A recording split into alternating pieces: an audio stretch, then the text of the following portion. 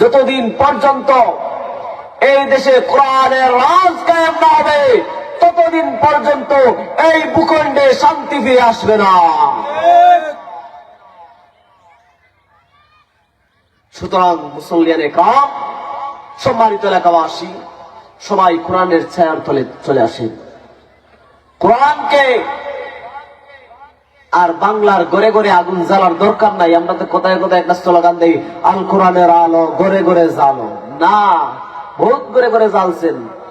50 বছর থেকেই তো এই স্লোগান দিয়েছেন। কোরআনকে সংসদ ভবনে নিয়ে যান, ঘরে ঘরে, গোটা বাংলাদেশের প্রতিটা ঘরে ঘরে আগুন জ্বলবে, কোরআনের আগুন জ্বলবে, কোরআনের আলো জ্বলে উঠবে। সুদ খাওয়ার শাস্তি কেমন, এটা যদি সংসদ ভবন থেকে ঘোষণা করা হয়, সুদখোরের শাস্তি কোরআনের আইন অনুযায়ী এইভাবে শাস্তি দেওয়া হবে। জিনা যারা করবে, জিনাকারীর শাস্তি এমন করে দেওয়া হবে, পাথর মারতে মারতে তাকে হত্যা করা হবে।